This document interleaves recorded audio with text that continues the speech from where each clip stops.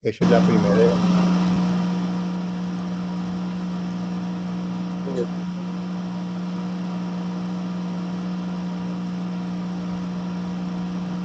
Adelante, José Hilario. Bueno, este es el libro que acaba de publicar la Universidad de Escuela de Ingeniería de Antioquia. El libro se titula Cambio climático e impacto global, un marco viable de transición energética para Colombia. Lo que yo pretendo es tratar de presentar un proyecto de transición energética para las condiciones propias de nuestro país, el segundo país más biodiverso del mundo, después del Brasil. La gran riqueza que tenemos en nuestro país es la gran biodiversidad, y con un manejo adecuado de esa biodiversidad, nosotros podríamos hacer una gran contribución a mitigar el cambio climático e impacto global, que en mi opinión es el mayor desafío de nuestra civilización. Por favor, me pone la segunda diapositiva, don Hernán, la número 2.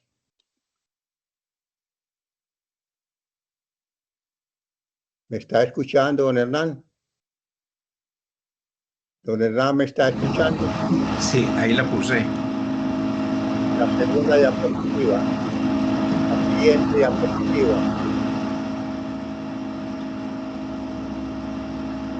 La siguiente diapositiva del centro.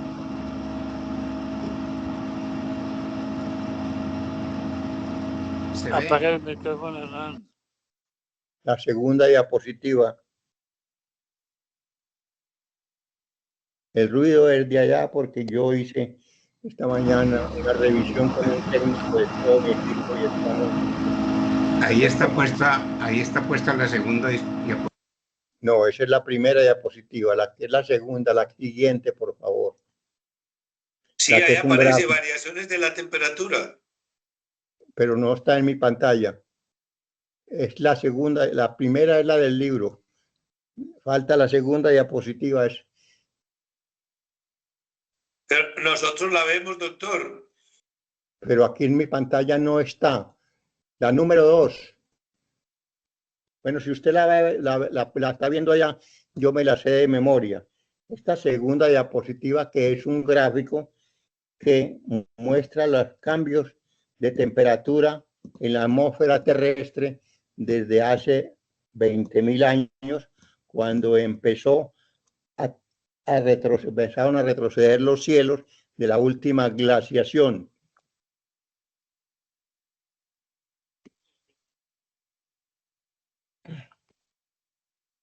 Entonces, la segunda diapositiva, ya no veo nada.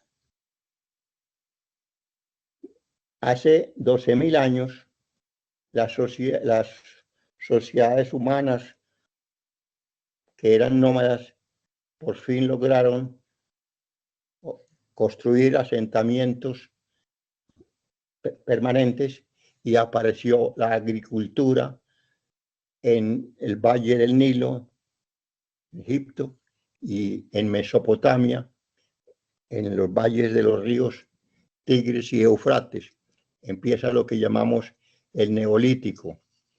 Y en finales del siglo XVIII, sucede un acontecimiento tecnológico e histórico que transforma definitivamente la forma de vida de los humanos, la revolución industrial en Inglaterra.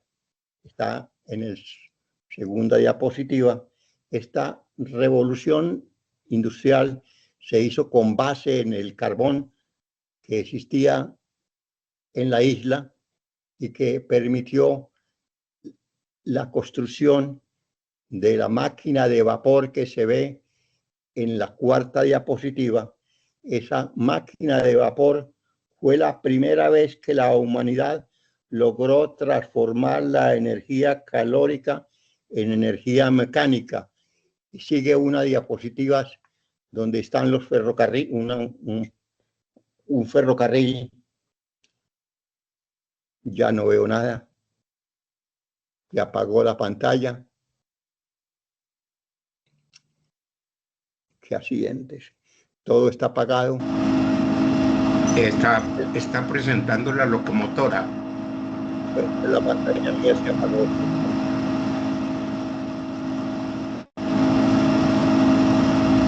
¿Todas la ven? Sí. Siga, doctor, que todos lo están viendo. Menos yo, don Hernán, pero yo creo que me conozco la presentación de memoria. Este es el primer presentación eficiente de la máquina de vapor. Poder aprovechar energía mecánica.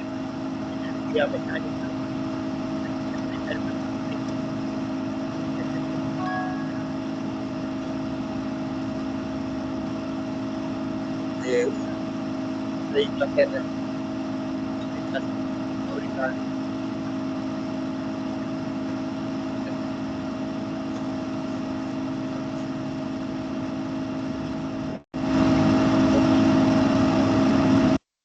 Alguien que visitó los Estados Unidos posteriormente a la independencia de Inglaterra, dijo que Estados Unidos se demoraría por lo menos 1000 años en colonizar todo su inmenso territorio, y en menos de 100 años después de la independencia de Inglaterra, Estados Unidos logró unificar el oriente, la costa oriental de los Estados Unidos con el lejano occidente, contrariamente a lo que le habían advertido, que se demoraría por lo menos 1000 años para colonizar ese territorio.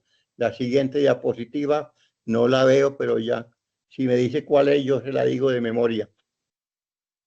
Dígame, por favor, la siguiente diapositiva a los ferrocarriles. Hoy producción. La producción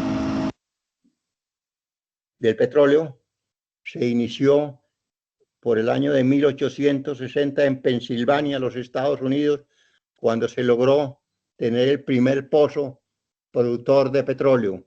El petróleo no solamente reemplazó en gran parte el carbón, sino que permitió que el imperio se trasladara, migrara desde Europa, desde Inglaterra y Alemania y Francia hacia América, un combustible mucho más eficiente y mucho más fácil de explotar y de utilizar en la industria norteamericana. En efecto, a principios del siglo XX, todo el poder económico y político se empezó a migrar desde Europa hacia los Estados Unidos gracias a esa energía nueva que apareció con los campos petrolíferos. La siguiente, que no la estoy viendo, por favor, ¿cómo se llama la diapositiva? El primer productor de petróleo en el mundo hoy son los Estados Unidos de América. Hace 20 años el mundo estaba temiendo por guerras del petróleo, porque la mayor parte del petróleo que estaba consumiendo la gran potencia norteamericana era petróleo importado de los países del Golfo Pérsico. Pero gracias al fracking, que empezó a desarrollarse hace unos 10, 15 años, llegaron a que hoy Estados Unidos sea el primer productor de petróleo del mundo y el primer exportador de petróleo del mundo. Eso es así que después de China, que todavía utiliza mucho el carbón, el segundo productor de gases de efecto invernadero son los Estados Unidos, y están utilizando eficientemente el fracking. Quisiera detenerme en este punto porque este punto es crucial para entender los desaciertos de la política energética del presente gobierno en Colombia. Mientras en los Estados Unidos está produciendo la mayor parte del petróleo del gas natural mediante el fracking, o sea, la técnica de fracturación hidráulica.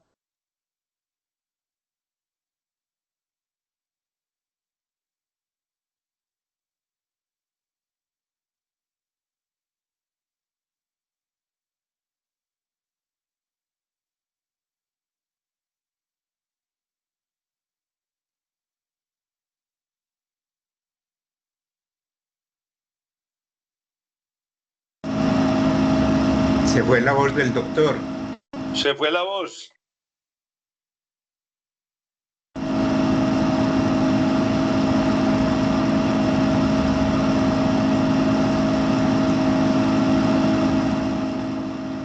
Es tan grave la situación con nuestro país que un pozo de prueba, o sea, de investigación que se iba a hacer en el Magdalena Medio, en la zona de San Alberto, fue prohibido. En este país estamos en una situación tan crítica que la misma investigación para utilizar nuestro gas y petróleo mediante fracking está prohibida. Un país que prohíbe la investigación es un país que prohíbe la ciencia, que prohíbe el desarrollo tecnológico y que prohíbe muchas cosas que duelen profundamente en nosotros los profesionales y los hombres conscientes del futuro de nuestro país. Si es tan amable, me muestra la siguiente diapositiva a continuación de donde está el petróleo, oil production. Se llama, que es en coloreada, y otra diapositiva siguiente. Ahí está. Ahí está, doctor, adelante. Muy bien, aquí la veo ya.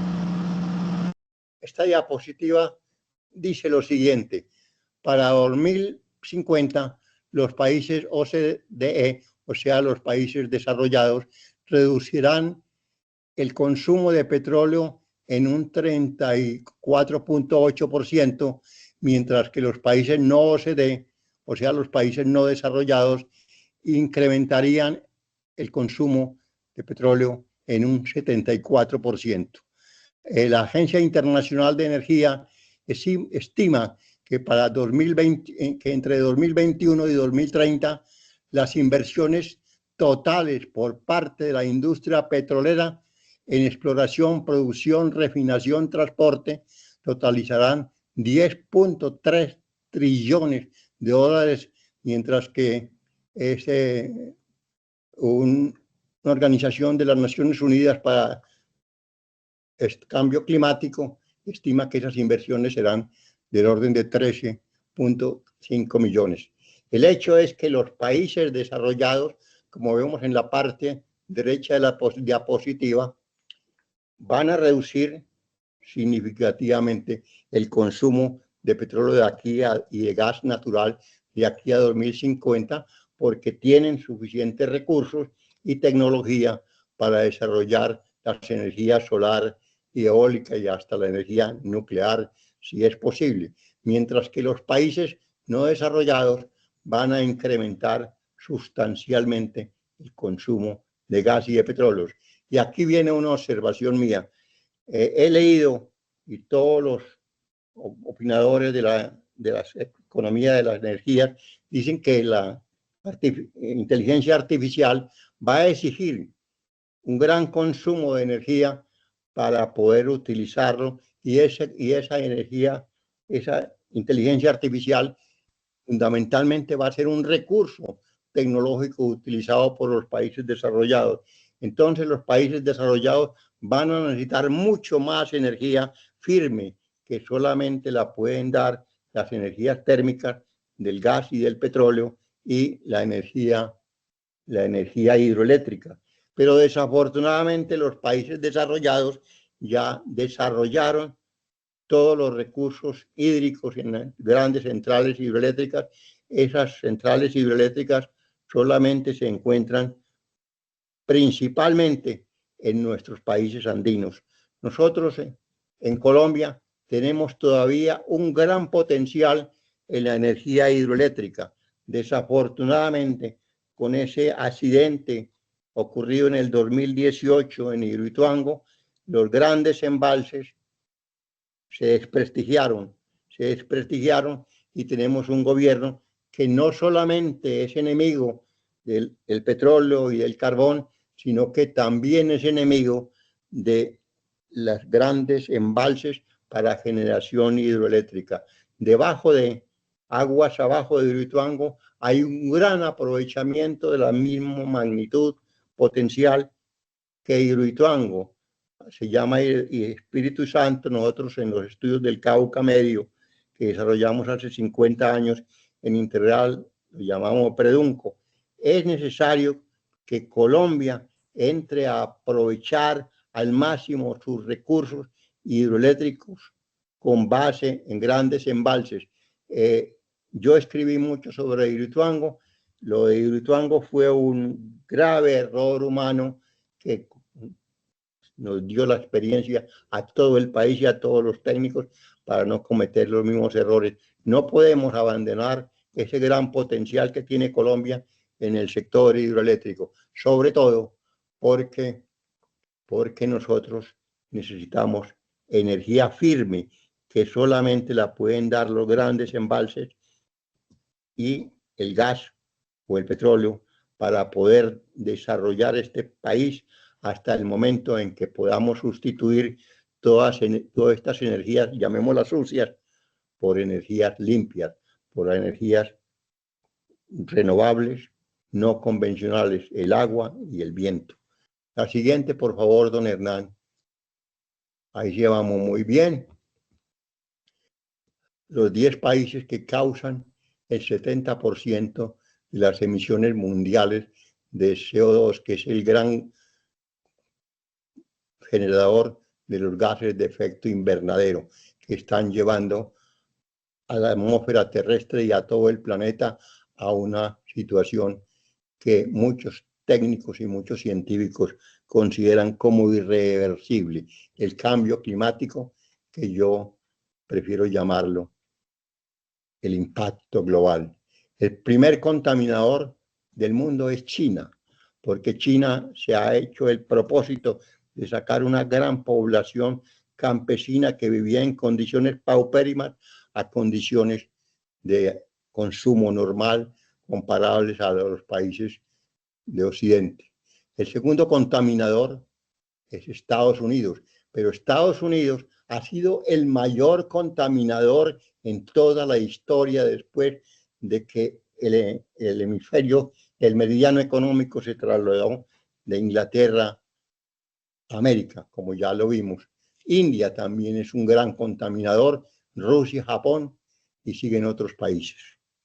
Entonces, los países que están en este momento generando el gran cambio climático y el impacto global son China, Estados Unidos, India, Rusia y Japón. La siguiente, por favor, si es tan amable, la número 9, la número 9, emisión global de gases de efecto invernadero por sector económico. Eso es global. El primer contaminador de gases de efecto invernadero se genera en la energía, la producción de energía mediante combustibles fósiles y la producción de otras industrias que requieren gran consumo de energía. La energía para los países globalmente, sobre todo para los países desarrollados, el gran contaminador se llama la energía, el transporte automotor también, obviamente, el transporte aéreo, etcétera, etcétera, generan el 73.2% de los gases de efecto invernadero. Y en rojo están otras, perdón si la puedo ampliar, la agricultura y el uso del suelo. Ahí se incluye la deforestación, sobre todo la deforestación de los bosques amazónicos, la industria, y en azul yo no alcanzo a ver, tal vez es los residuos orgánicos en los rellenos sanitarios. Entonces, para el mundo, sobre todo para el mundo desarrollado, la producción de energía es el sector que produce la mayor parte de los gases de efecto invernadero. Más adelante vemos esta misma situación para nuestro país. La siguiente, don Hernán, si es tan amable, la número 10. Esta diapositiva es sumamente importante. De pronto voy a necesitar mi libro porque hay cosas ahí fundamentales. El Centro de Resiliencia de Estocolmo ha determinado que existen nueve elementos, digámoslo así, o factores que llaman límites planetarios, donde estamos generando el impacto global que en varias de ellos ha llegado a situaciones irreversibles. Ya no es posible regresar atrás.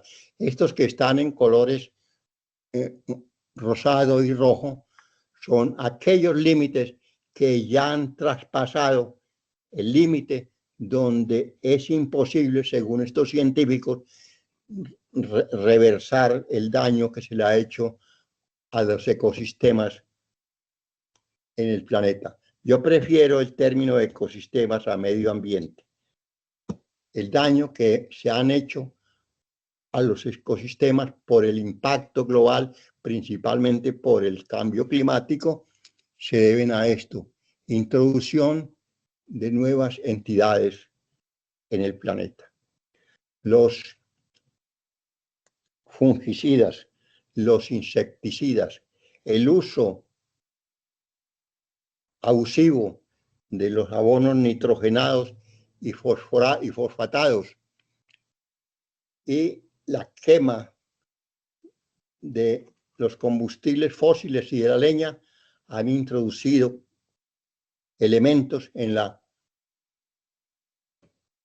biosfera terrestre, o sea, la superficie terrestre, el mar y en la atmósfera, elementos contaminantes que ya traspasaron el límite donde estos científicos consideran que ya no es posible la resiliencia, término horrible, pero que en términos propios significa que ya traspasaron el límite donde es imposible reversar esa situación.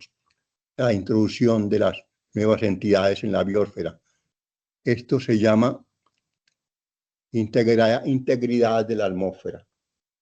Las especies que mediante el cambio climático, el impacto global, por acción antrópica, hemos hecho a la biosfera, a los ecosistemas, nos ha llevado así también a situaciones irreversibles. Lo que llevamos del cambio climático, hoy estamos en 1.2 grados centígrados por encima de los niveles preindustriales, o sea, antes de la revolución industrial. Ya nos dicen que va a ser imposible que para el 2030 logremos llegar por debajo de 1.5 grados centígrados, y si no hacemos algo por esto, vamos también a traspasar ese punto 1.5 que se determinó mediante el Acuerdo de París, donde ya llegaremos a una situación irreversible cuando lleguemos a 1.5 grados. Seguimos con los cambios del uso del suelo. Esto sí es importante porque aquí es donde quiero yo al final de mi presentación hacer énfasis. La deforestación, sobre todo la deforestación de los bosques amazónicos, está causando un impacto global, no solamente en los países vecinos a la Amazonía, sino en todo el planeta, que puede llegar estamos en una situación irreversible. El mal uso del suelo agrícola, otro elemento crucial.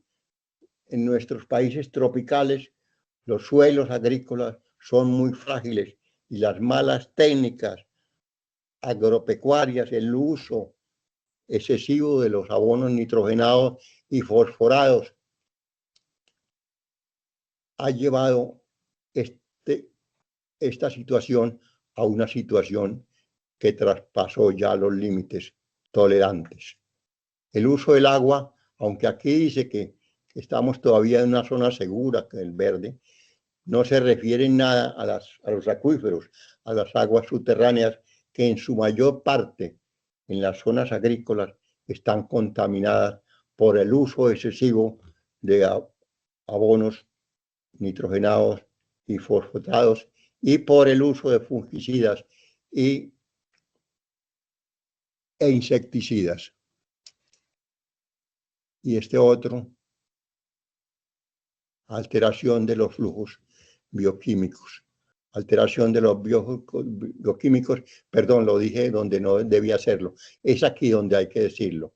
El fósforo y el nitrógeno usados excesivamente han llegado a afectar los suelos agrícolas en tal manera que en su mayor parte nos lleva a una situación irreversible.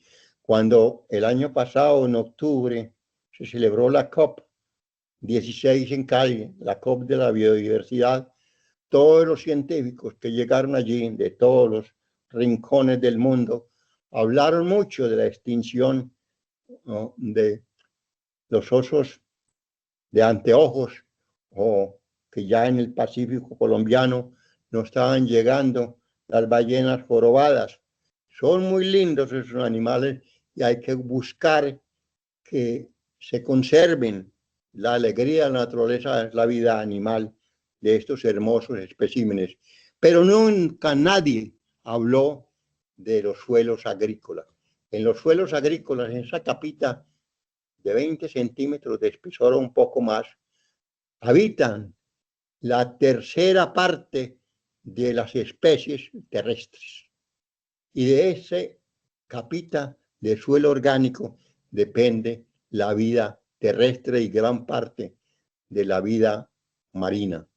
Ahí están los nutrientes de los vegetales y ahí depende la vida en nuestro planeta, y nadie en la COP16, ni siquiera en las mesas alternativas que se crearon por algunos científicos que no fueron aceptados en la mesa principal, se dignó a hablar de lo que sucede en los suelos agrícolas, sobre todo en los suelos agrícolas de nuestros países tropicales. Ahí es donde tenemos nosotros un gran trabajo por hacer, no yo, ni nosotros tal vez, sino las futuras generaciones, que sean conscientes de que ese suelo agrícola hay que protegerlo, porque de ahí depende la vida de nuestro planeta. Ahí viven la tercera parte de las especies conocidas en el planeta. La siguiente, por favor, don Hernán, la número 11. Impacto global de las diferentes actividades durante las últimas décadas. Veamos primero el CO2, cómo aumentó en el periodo 2021, perdón. Volvamos a la anterior, a la número 11, sí. Ese es el aumento grande en este periodo de tiempo, de 310 a 430 partes por millón, que se mide, así se mide el contenido de CO2 en la atmósfera terrestre. Ya lo dijimos, desde la era preindustrial al 2023, la temperatura por acción antrópica, por nuestras actividades humanas, hemos aumentado la temperatura en 1.2, y los científicos creen que para el 2030 va a ser imposible estar por debajo de los 1.5 grados, tal como lo pidió el Acuerdo de París de 2015. La deforestación, gravísima, vea lo que sucedió entre 1950 y 2018, principalmente en la Amazonía latinoamericana y en los países del sudeste asiático. La pesca marina, incrementada horriblemente. Los tales fertilizantes nitrogenados, el aumento significativo en este periodo 1950 a 2020. Los fosfatos también que contaminan el suelo, el potasio, el acero. Producción de acero es una de las industrias que más contamina, y los benditos plásticos que están acabando con nuestra vida marina.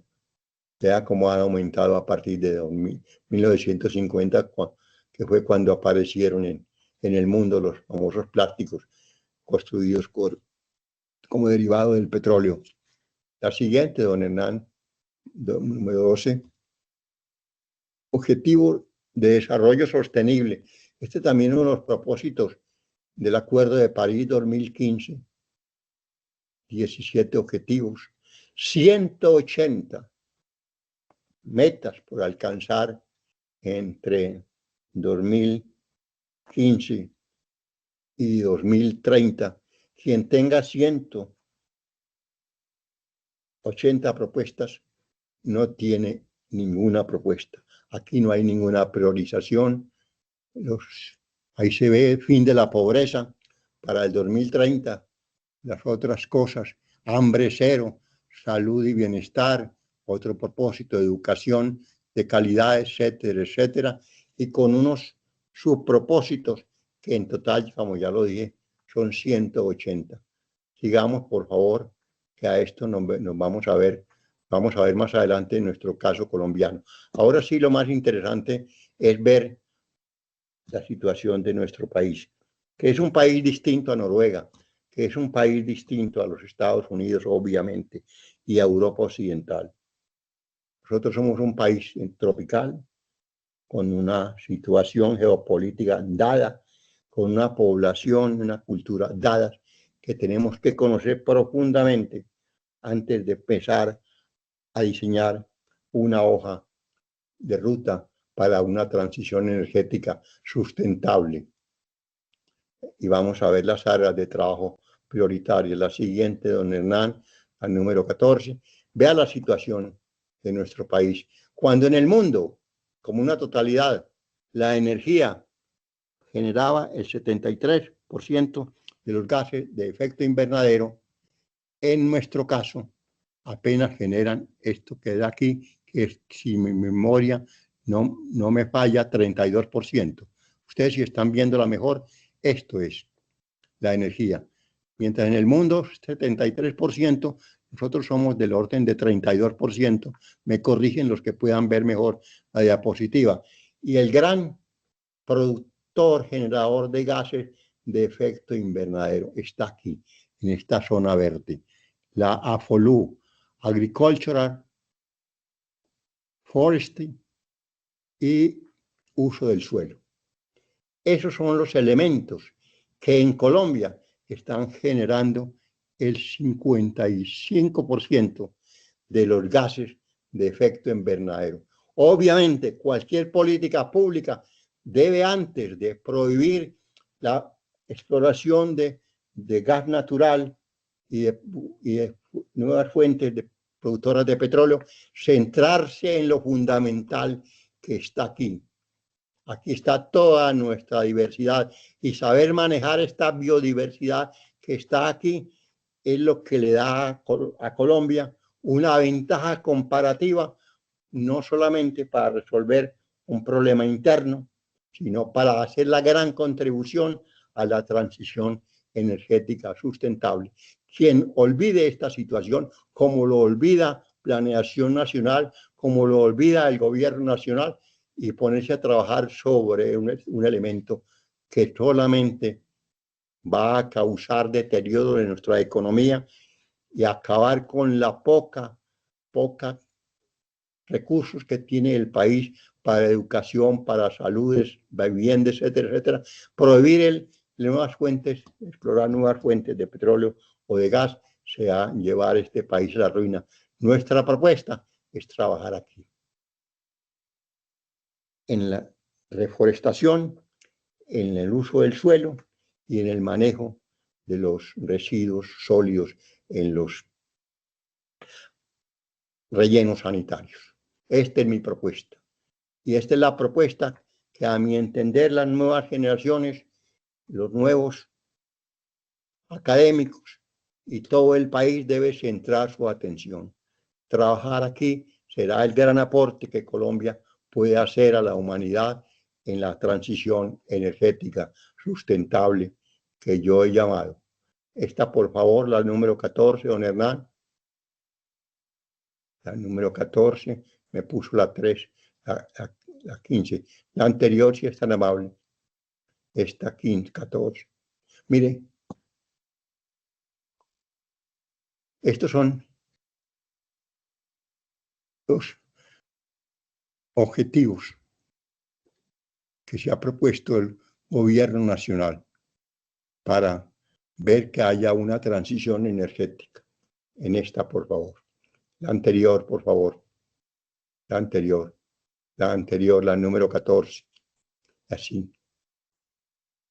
Comunidades energéticas, expansión de energías renovables, etcétera, etcétera. Y en ninguno de estos 6 puntos prioritarios que fija Planeación Nacional está lo que dijimos ahora, el manejo y protección de nuestros ecosistemas. Es imposible que un gobierno desconozca lo que otro sector. Es la gráfica que mostré ahora, donde decía que el 55% de los gases de efecto invernadero, perdón, que la zona verde producía solamente el 35%. Y esto, con esta gráfica, desconoce esto que es del IDEAM, de un instituto gubernamental donde operan científicos reconocidos, y después Planeación Nacional sale con este gráfico donde olvida lo que el IDEAM dijo, que la fuente grande que hay que atacar si queremos hacer una transición energética sustentable está en esta zona verde. Esta, por favor, don Hernán, el número 15. Que hemos logrado los propósitos para el 2030 que ha logrado, que se propone Colombia. Fin de la pobreza. Esto no, perdón, eso está al 2023. Apenas la hemos podido reducir al 43%. El hambre cero, solo lo hemos reducido en 23%. Salud y bienestar en un 48%. Educación de calidad. Y aquí estos son objetivos o propósitos mediocres. Si uno está por debajo del 50%, tiene que calificarse como un desempeño mediocre. Aquí siguen otros objetivos que se han avanzado más en nuestro país. Es decir, los propósitos que están en objetivos de desarrollo sostenible, los fundamentales desde el punto de vista social, no los hemos cumplido, ni lo vamos a alcanzar como fueron nuestros propósitos para el 2030. Esta, por favor, es muy bonita esta gráfica.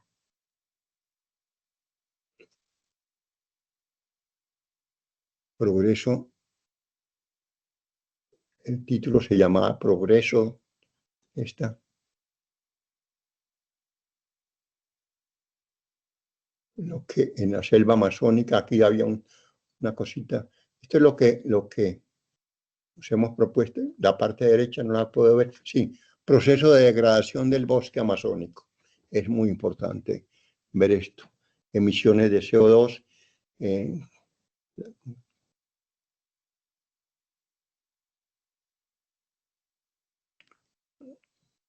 Son importantes, causado la ganadería extensiva. Se tala el bosque para crear hatos ganaderos que, como veremos más adelante, no solamente vienen de la deforestación de la selva, sino que el ganado en estas condiciones es un gran emisor de gas metano, gas que tiene un efecto degradante en la atmósfera superior, casi 25 veces mayor que lo que produce el CO2.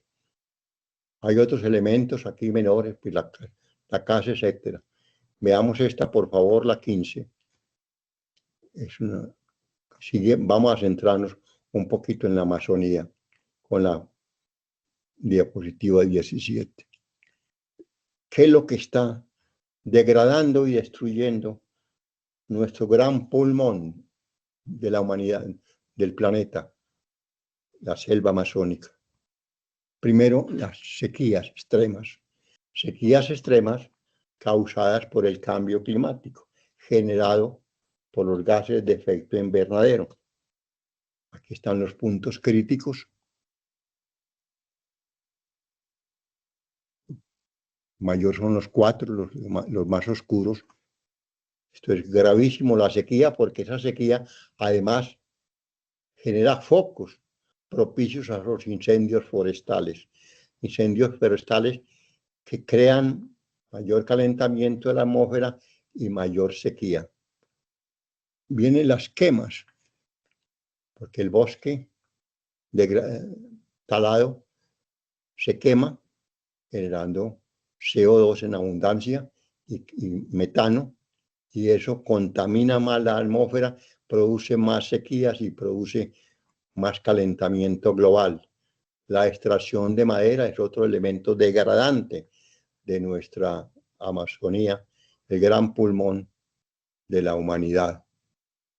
Y el área de borde, científicos reconocidos como el doctor David Lapona, sí, de la Universidad de Campiñas, estudió, un grupo de científicos encabezados por él, estudió esto del efecto de borde del bosque.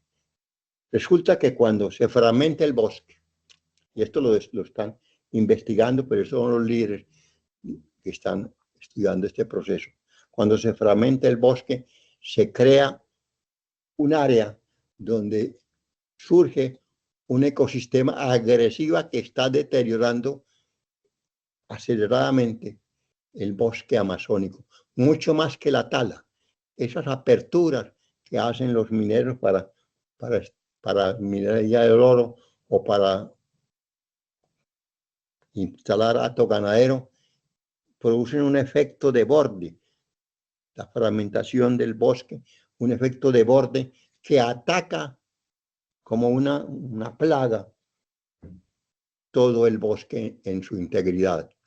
Esto, dicen estos científicos, que es muchísimo más grave que lo que la misma tala genera en los gases de efecto invernadero. Esto apenas está en periodo de investigación, pero es muy grave lo que anuncian esto.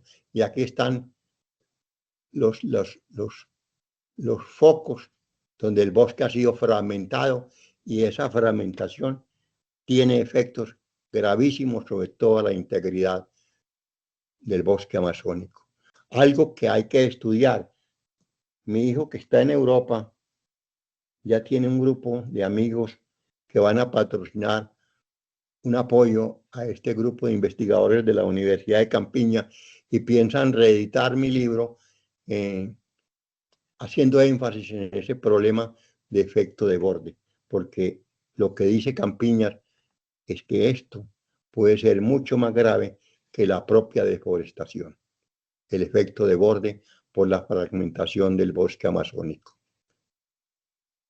Digamos un caso más cercano al nuestro sobre el uso del suelo, la diapositiva número 18, don Hernán. Este era un trabajo, yo creo que lo más avanzado que se ha hecho en nuestro país. Lo hicimos para los trabajos del desarrollo hidroeléctrico del Cauca Medio. Esto se hizo para el embalse de Cañafiste, una presa que se pensó construir en la zona del occidente antioqueño, cerca del municipio de Ansá, para represar el río Cauca y generar energía, pero fundamentalmente para controlar la erosión, para que la erosión de esta zona del suroeste antioqueño no llevara sedimentos que colmataran el futuro embalse de Ituango. No se construyó Cañafisto, se construyó Ituango, pero esto no se ha resuelto. La historia de esto es importante conocerla. La caficultura colombiana principalmente surgió en el suroeste antioqueño. Nosotros en el suroeste antioqueño fuimos los grandes productores de café en Colombia, ¿no? Y esta zona movió el meridiano económico del oriente antioqueño con la colonización antioqueña, y de aquí el suroeste se fue hacia el eje cafetero, y el meridiano económico de Colombia se vino hacia el occidente colombiano. Pero esta caficultura original del suroeste se hacía en el bosque nativo, era un cultivo bajo sombra, el famoso café Maragogipe, un café muy suave, un café de alta calidad, pero el rendimiento no era muy alto porque era bajo sombra.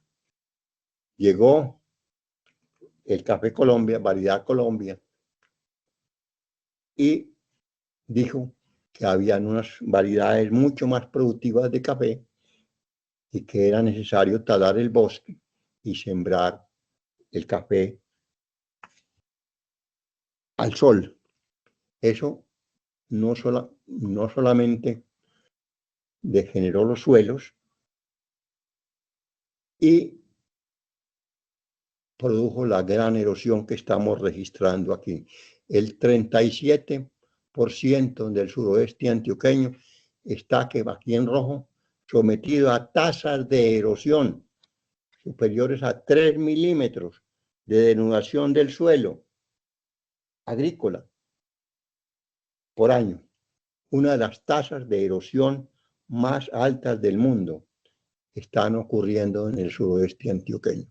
Y cada que viene un invierno intenso como el actual en esta zona del país, están los deslizamientos, está mayor erosión, mayor producción de sedimentos estos que caen al río Cauca, que van al embalse de Ituango, y que esos materia orgánica que conllevan los sedimentos, descompuesta en condiciones anaeróbicas, o sea, sin oxígeno, producen metano, además de mercurio, metilmercurio. Desde hace muchos años, en la academia estamos tratando de impulsar la idea de que es necesario que en nuestra academia se haga una investigación profunda sobre esta situación, que son cerca de 172.000 hectáreas, que fueron los suelos más fértiles del occidente colombiano y hoy son zonas erosionadas en su mayor parte. Pero todavía no ha habido respuesta ni de las empresas públicas de Medellín ni en ninguna universidad. Es posible que ahora, con una nueva administración en EPM, podamos impulsar para que se haga un estudio de cómo controlar la erosión en esta zona, de que fue la más rica agrícola de nuestra región occidental. Mire lo que pasa en los embalses por razón de los sedimentos generados por el mal manejo del suelo en los embalses. La 19 nos muestra unos sedimentos que llegan a los embalses. Este embalse es en la zona de Anchicayá, en el occidente del Valle del Cauca. Todos estos sedimentos, esta es una época de sequía donde en la cola del embalse se muestra toda la cantidad de sedimentos cargados de materia orgánica que están generando metano y están generando CO2 y están generando metilmercurio. Un estudio hecho por la Universidad Nacional Sede de Palmira, en el embalse de Río Grande, en la época en que EPM hacía un buen manejo de cuencas hidrográficas, muestra que en el embalse de Río Grande se está generando gases de efecto invernadero, metano y CO2, equivalentes al 5% de lo que produce mensualmente el parque automotor que circula en el Valle de Aburrá. El manejo de los embalses incluye fundamentalmente el buen manejo de las ollas hidrográficas aportantes. Sin eso es imposible que nuestro país siga pensando en grandes embalses. EPM fue líder en conservación de ollas hidrográficas. Esperamos que ahora retome su historia exitosa y volvamos a manejar las cuencas hidrográficas que alimentan nuestros embalses, empezando por lo que les hablé ahora del suroeste antioqueño. Si es tan amable, don Hernán, miremos la 20, el suelo orgánico, donde, repito, viven la tercera parte de los seres vivos que están en la superficie terrestre. Esta capita de 20 a 30 centímetros de espesor alberga el 30% de la biodiversidad y estamos destruyéndola. Y con esto no solamente estamos creando mayores efectos de invernadero, porque es que esto absorbe, captura CO2 de la atmósfera. Y no solamente eso, sino de aquí depende la vida de todos los seres vivos que habitamos, sobre todo en la superficie terrestre. Esto es un llamado a las nuevas generaciones y a la academia para que trabajemos esta biodiversidad y la protección de esta biodiversidad, donde está el germen de la vida y las posibilidades de que podamos seguir habitando este bello planeta. La siguiente, por favor. Área de trabajo prioritario para nuestro país. Este es apenas una recomendación, un esquema que obviamente es el propósito de mi trabajo, invitar a la academia, invitar a las nuevas generaciones, invitar a la gente joven a que trabajemos sobre estos temas prioritarios para que Colombia pueda contribuir efectivamente a una transición energética sustentable. Impulsar las energías renovables no convencionales, fundamentalmente la energía solar y eólica, que esas energías, aunque son energías muy limpias, tienen el grave problema de que no aportan firmeza al sistema energético nacional, porque de noche no hay sol y vientos solo soplan en algunas temporadas en nuestro país. La Guajira es el sitio privilegiado para establecer energías renovables no convencionales por los vientos alisios y por el sol. Hay problemas que hay que resolver, que con unas buenas políticas de manejo de las comunidades podríamos avanzar en ese gran aprovechamiento. Nosotros hemos planteado además la producción de hidrógeno con base en la energía solar y eólica en La Guajira, porque el único problema que tiene la industria en este momento para producir hidrógeno, que va a ser la energía del futuro, definitivamente la energía limpia del futuro, es el costo de la energía. Con energías solares y eólicas en La Guajira podríamos producir hidrógeno y producir las pilas de hidrógeno y utilizarlas en nuestro país, las pilas de hidrógeno, no solamente en los automóviles, sino en el consumo doméstico y fabril, y sobre todo desalinizar el agua marina y hacer del desierto guajiro un Potosí agrícola. Estimular la producción de gas natural. Definitivamente el gas natural, el príncipe de los energéticos, porque de todos los combustibles fósiles es el que menos CO2 emite a la atmósfera durante la combustión. Ese gas natural, tenemos grandes potenciales, no solamente en tierra, sino en el mar, para apoyar con energía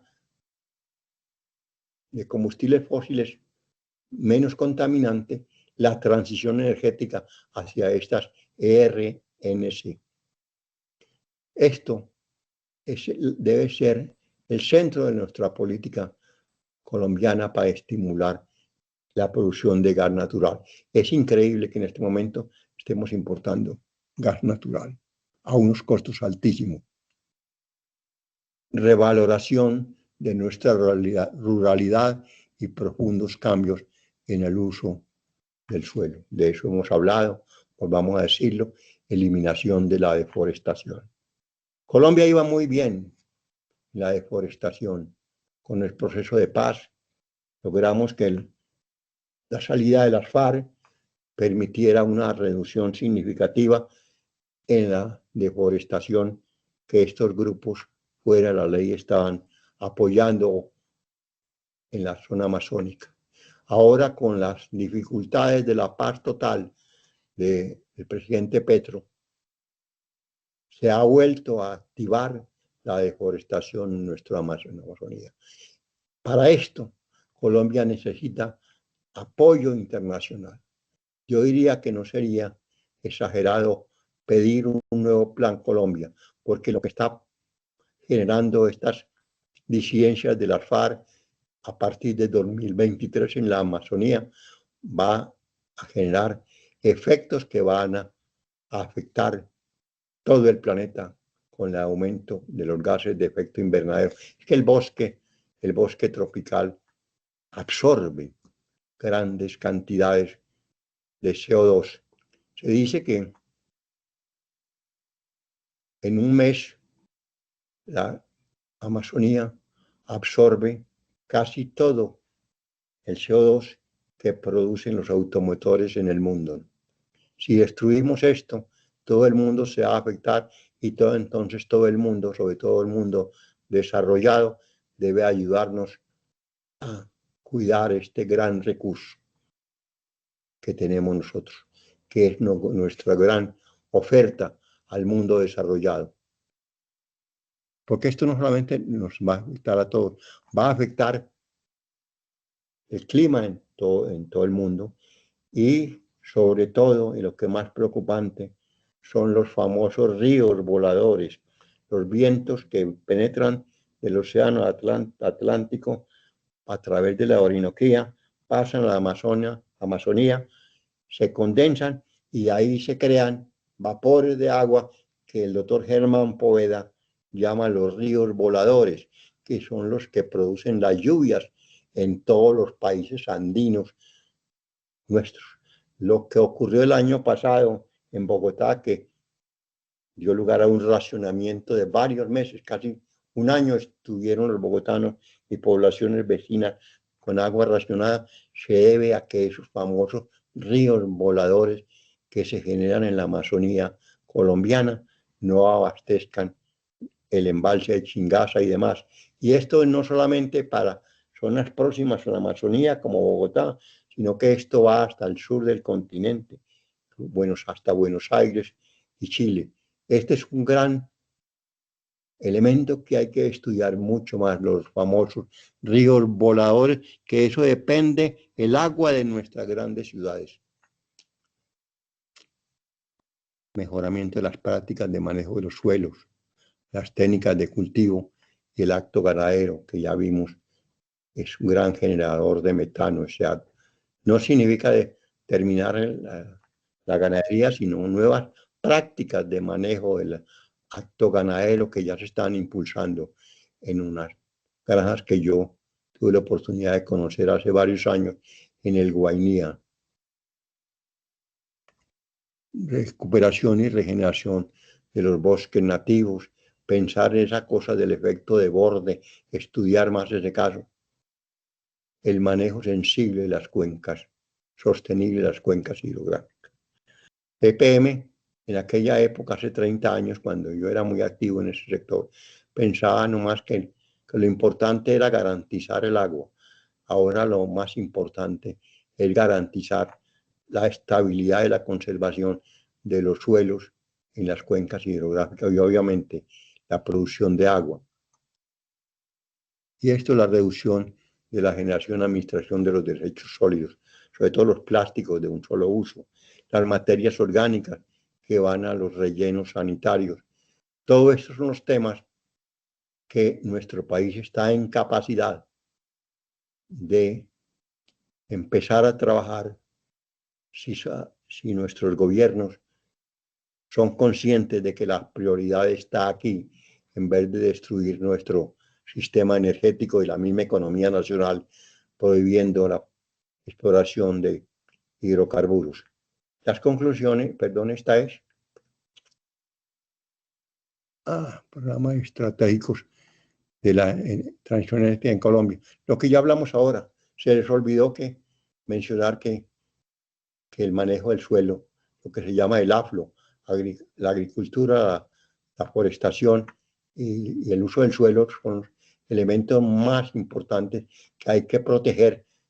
Tienen aquí unos objetivos que olvidan esa situación que ellos mismos documentaron.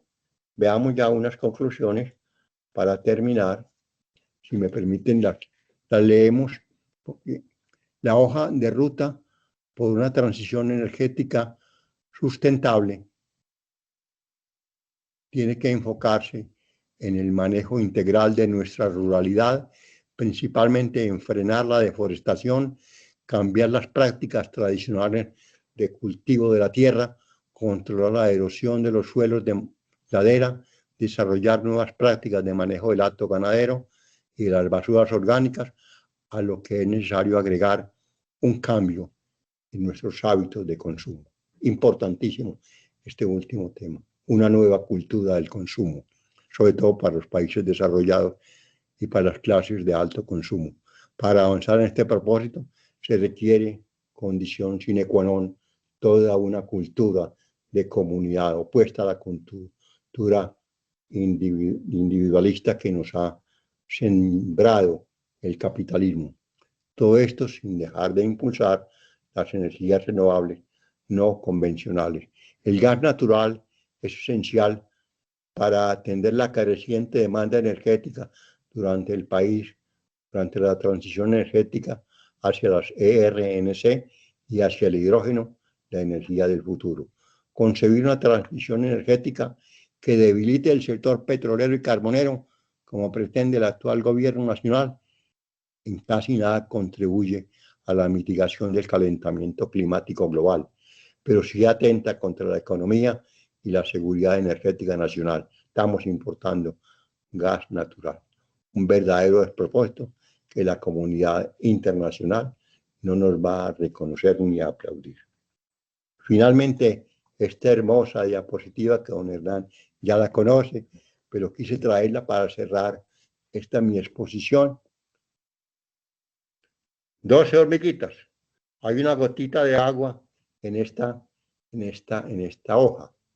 Seguramente era la única, porque hasta tuvieron que trepar las 12 hormiguitas y vean cómo se alinearon en grupos de a 3. Las 12 se agruparon para que la gotita de agua no se resbalara y pudiera darle de beber a estos bellos animalitos. En la tierra hay suficiente para satisfacer las necesidades de todos, pero no tanto como para satisfacer la avaricia de algunos. Mahatma Gandhi. Muchas gracias. Espero que, a pesar de las dificultades, haya podido llevar este mensaje. Yo voy a hacer una presentación del libro el próximo martes en el auditorio de la Escuela de Ingeniería. Voy a presentar de mi libro y yo creo que en el medio académico y en las nuevas generaciones es donde debemos tratar de llevar esta idea. La gran riqueza de nuestro país está en la ruralidad. Yo escribí alguna vez un pequeño libro. Colombia puede ser un país agrícola y Colombia puede ser el gran contribuyente a la transición energética sustentable si sabemos manejar nuestra ruralidad. Muchas gracias. Espero no haberme traspasado mucho y se me quitó el dolor, gracias a Dios. Muy bien. Muchísimas gracias, doctor, por su Entonces, presentación. otra conferencia. Excelente. Ya me quitó el dolor. Muchas gracias. Sí, si hay algunas preguntas o algún aporte, me gustaría oírlo. Adelante, Rodrigo. No, yo quería... ¿Rodrigo qué? Rodrigo Botero, hermano Germán. No, yo Germán quería felicitar Botero. al doctor José Hilario y quería decirle que trataré de acompañarlo en la escuela, en la Universidad de IA. Muchísimas gracias, realmente son muy Información muy valiosa, muy interesante. Aprovecho para darle una chiva a los colombianos. Se hundió la reforma, la consulta popular en el Senado. Para Augusto es una noticia importante porque son de las cosas que está tratando de hacer el gobierno, entre comillas, que tenemos. Sí, señor. No sabía. ¿Quién otro quiere participar?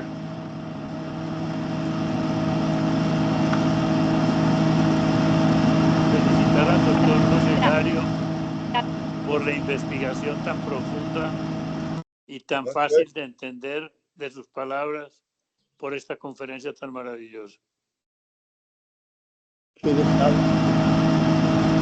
Sí, adelante. ¿Augusto me habló? No, pero ahora hablo. Si alguien quiere hablar antes o... Cuando pueda hablar, Sí, escucharlo. a mí me gusta bastante. Bueno, pero hay tres núcleos así, o tres aspectos que son los importantes. Uno es cuanto más demanda vaya a haber de energía, más crecimiento, más complejidad en el fondo, pues en el fondo hay más contaminación, porque de una forma las renovables no está tan claro que detrás no necesiten la energía tradicional, porque hay que hablar de energía neta. Y entonces no está tan claro que las renovables creen verdaderamente energía neta. Eso es un tema que es interesante, ¿no? Luego, lo más importante yo creo que han sido las conclusiones y dentro de las conclusiones, que yo las considero muy acertadas, ¿no? El suelo es fundamental, efectivamente, ¿no? Todos los microorganismos del suelo son fundamentales, como bien se ha expresado durante la charla. Pero en una de las conclusiones, el tema político, digamos, ¿no?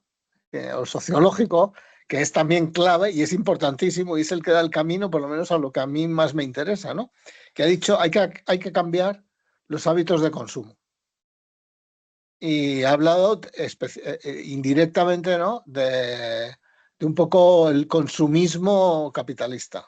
Y ahí es donde viene el problema serio político, ¿no?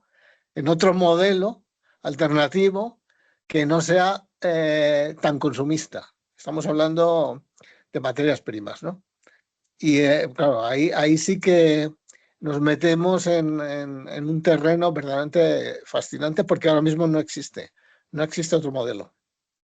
No existe. Y, bueno, Es una nueva cultura, doctor Augusto. exactamente, estoy totalmente de acuerdo, pero eso hay que basarlo en valores y cambiar esos valores no es tan fácil.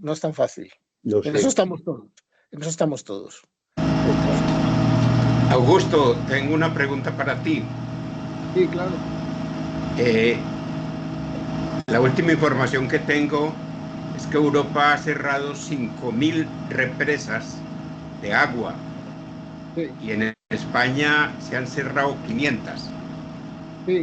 El futuro energético para Europa empezó a estar amenazado con la reciente situación que se presentó de un apagón generalizado.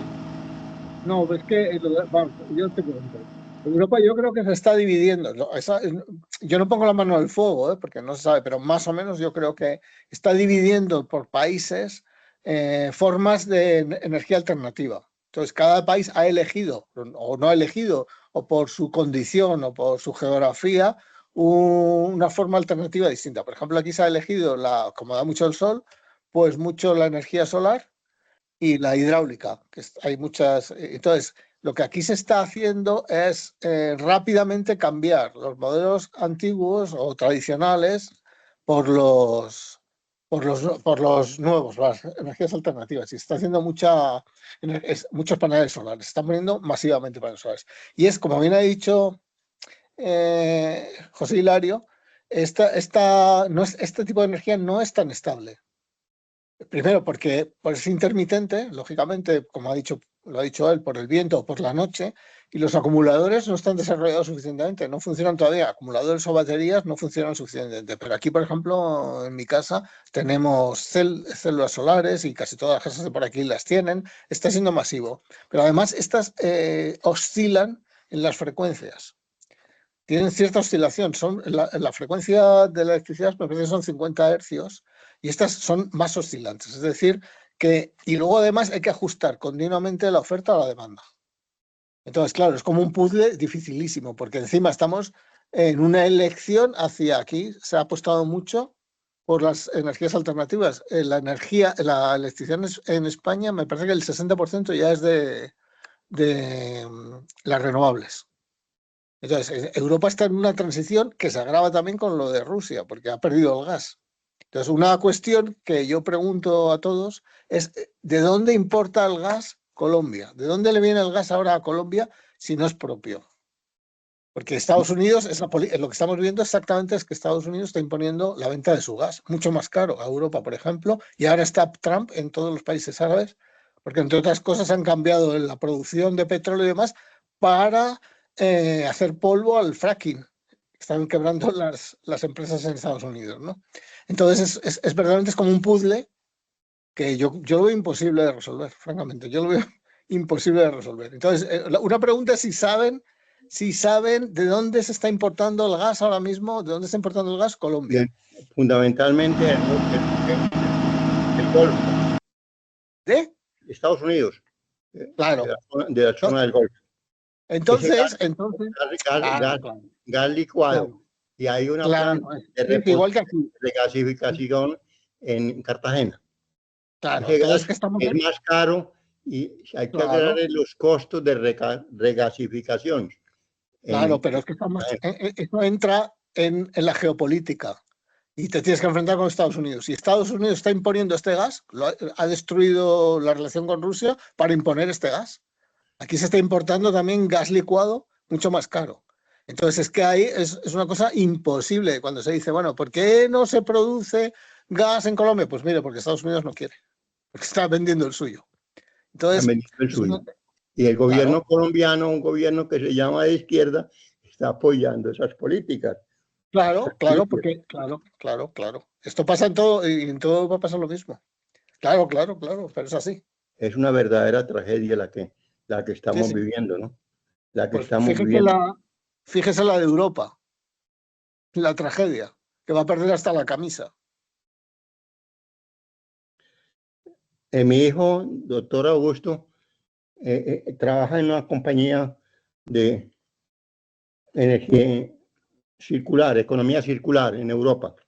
La intención de mi hijo, patrocinada por su empresa, que se llama CHEPS, que trabaja en estas cosas innovadoras, quiere hacer una reedición del libro para Europa, ¿no? Él trabaja mucho en España, ¿no?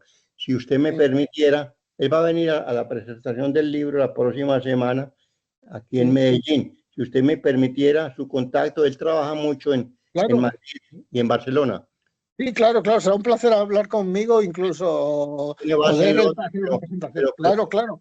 Él tiene base en Londres, los negocios principales están en Alemania y en España. Sí. Por favor, Hernán conoce todos mis contactos. Pero fíjese, el reciclado es de las políticas más claras para mí. Porque sin reciclado, especialmente el nitrógeno, fósforo y todo, sin reciclado no existiría la vida. La vida recicla un 90%. Nosotros como sociedad no reciclamos, no sé si es ni el 5%. Es el auténtico desastre, es que nuestra capacidad, ¿no? Estoy diciendo cosas aproximadas, ¿no? Es que no podemos competir frente a la vida, que por eso morimos, que luego hemos hablado esta tarde y demás. Estamos reciclando continuamente y eso es lo que permite a la vida seguir. El reciclaje, por eso es necesario morirse, ¿no? Y aprovechar energías ya utilizadas. Todos esos desechos, esa compañía CHEPS nació en Australia, cuando los ejércitos norteamericanos, después de terminada la Segunda Guerra Mundial, salieron de Australia, dejaron cantidad de residuos, y CHEPS nació en Australia aprovechando esos residuos y esas materias abandonadas por los ejércitos norteamericanos, y surgió esta compañía que es líder en Europa en economía circular y el manejo de plásticos. Perdón, yo le hice una pregunta a inteligencia artificial de Copilot sobre la tendencia en Europa a destruir represas que producen electricidad y qué significaría para Colombia en el corto plazo.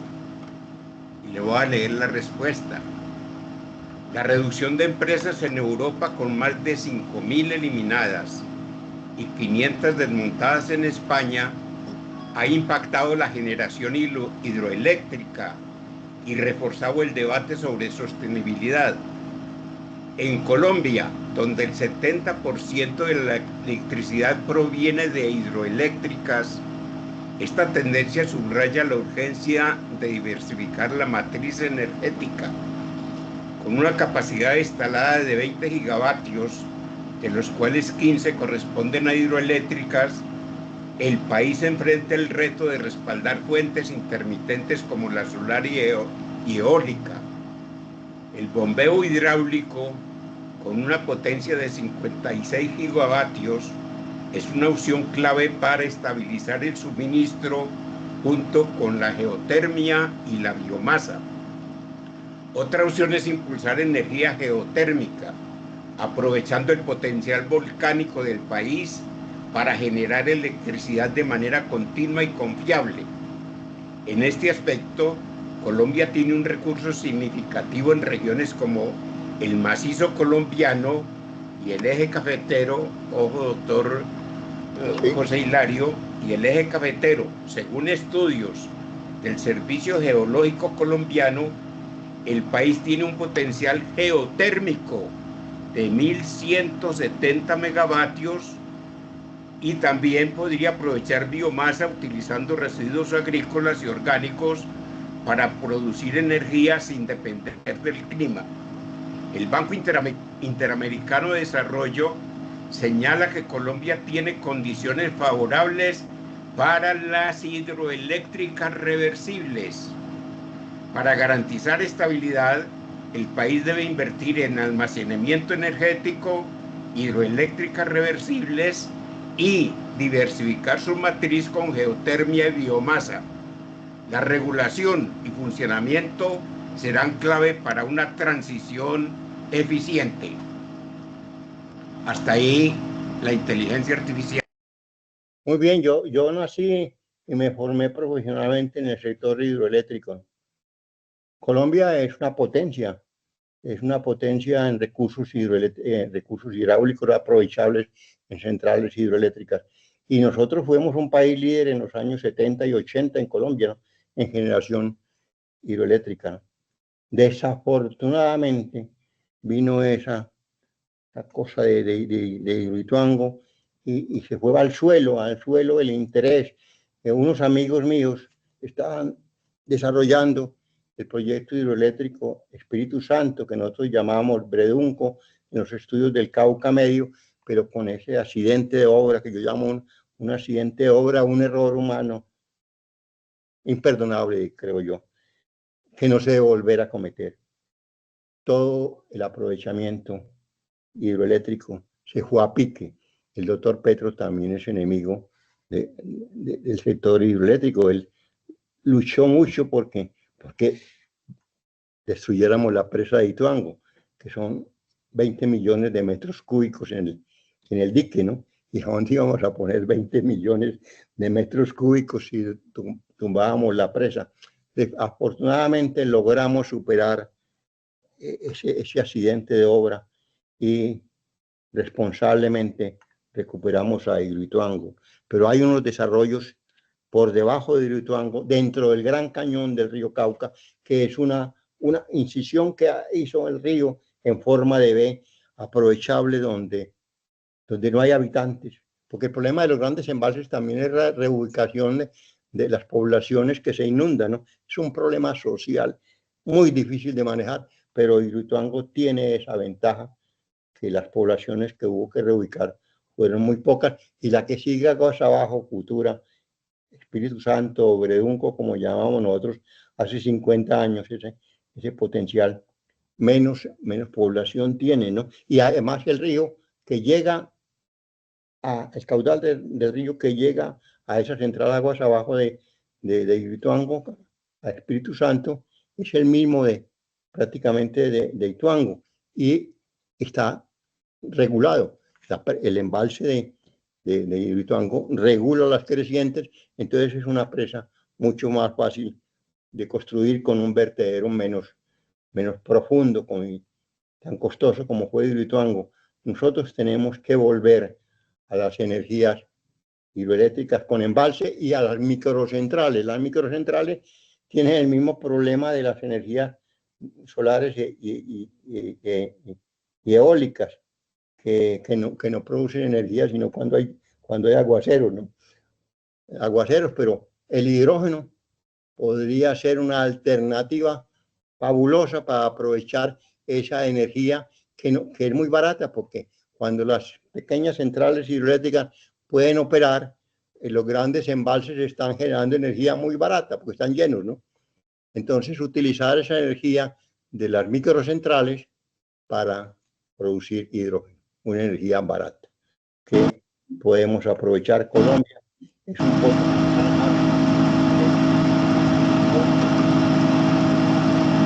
el más rico en aguas de Sudamérica, es Colombia. Rodrigo, adelante. Hay que seguir impulsando el sector hidroeléctrico, no solamente de los grandes embalses, sino las microcentrales que abundan. Yo quería preguntarle que el doctor José Hilario me recordara a qué hora hacer la presentación del libro el próximo martes. El próximo martes en la biblioteca de la Escuela de Ingeniería en Las Palmas a la 1 de la tarde, y logramos 1 de la tarde. que el doctor José Manuel nos acompañe. Perfecto, excelente. Muy bien, Dios mediante, ya estaré acompañándolos. Ahí en el chat les puse, Rodrigo, les puse la invitación a la presentación del libro. En el chat está la presentación ahora. Y sí, señor. Sí, señor. Y luego, adelante. Sí, una cosa que le pido a José Hilario, que como va a ir el chico para allá, que le deje un ejemplar, o le dé un ejemplar, me dice, yo le pago luego al hijo el ejemplar, y que se traiga un ejemplar, si puede, el hijo para acá, para mí. Él va a llevar ejemplares a Europa, sí. Ah, pues estupendo. Yo lo pongo en contacto y él se pone en contacto con usted. Usted está en Madrid, ¿no? Sí. En Madrid se pone en contacto con usted. Él va primero a impulsar una edición para España, en español. Y tiene un segundo propósito, hacer una edición en inglés para Europa, ¿no? Para mostrar este problema y estas posibilidades nuestras al mundo desarrollado. Perfecto, mis señores. ¿Alguien más tiene alguna pregunta o empezamos a sacar conclusiones?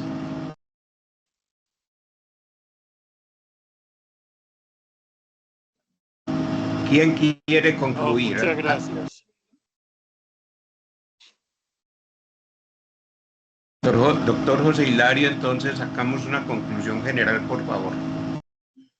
La conclusión general es que nuestra riqueza es nuestra biodiversidad, lo que se ha dado a llamar el medio ambiente.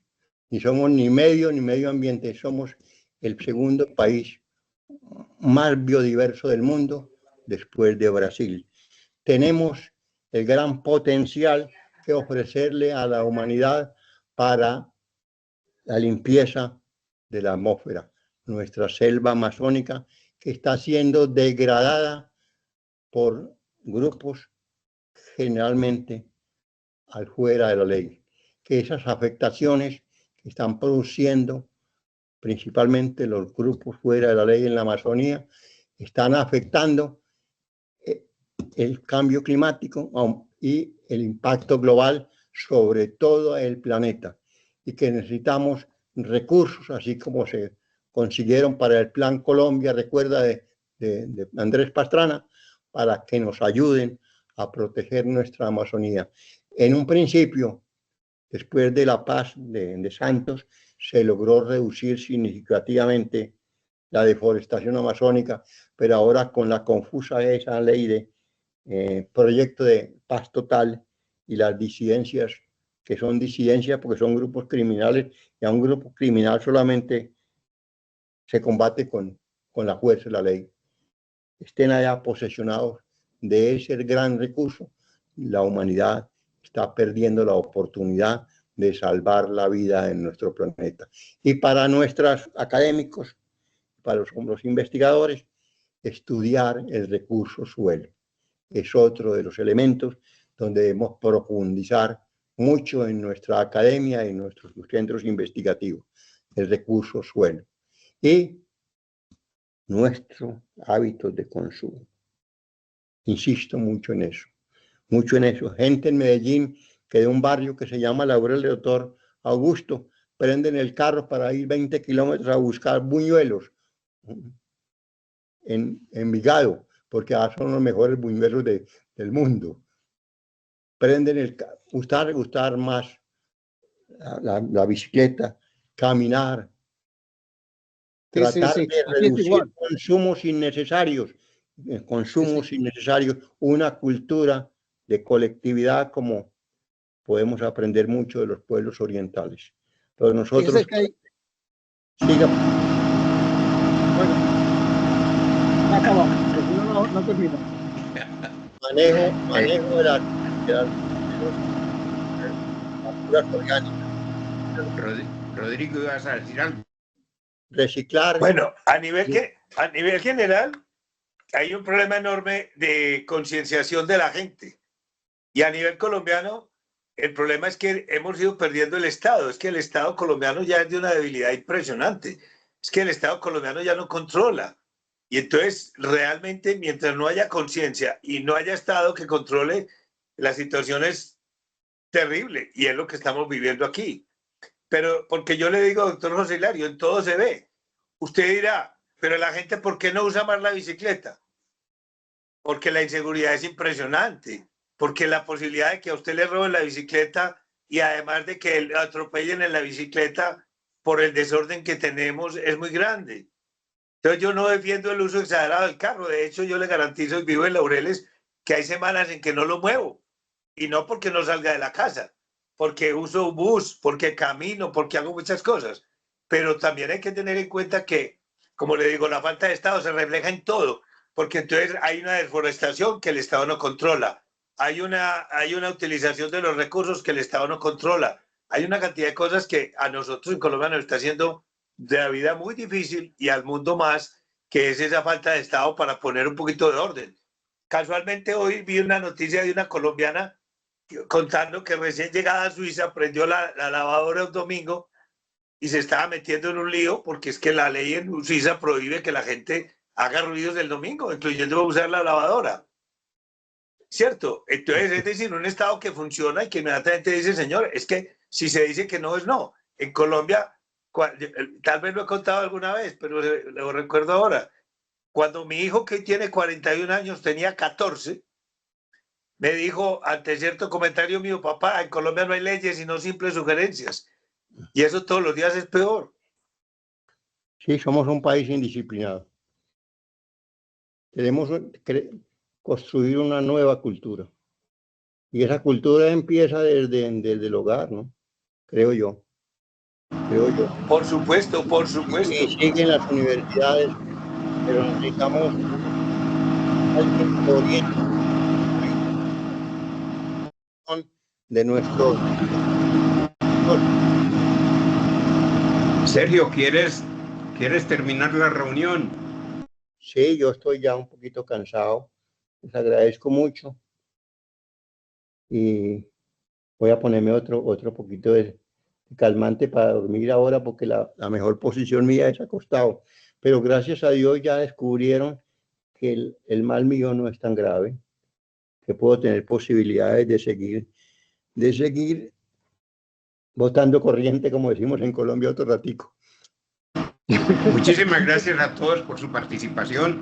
Un saludo especial a Sergio y a todos. Un abrazo especial también y hasta a todos. otra oportunidad. Hasta luego. Bueno, Muchas gracias. Muchas gracias. Felicidades. Y al doctor que se cuide y que se mejore. muchas gracias. Yo no soy. Luego, gracias. Buen día a todos. Buen día. Chao.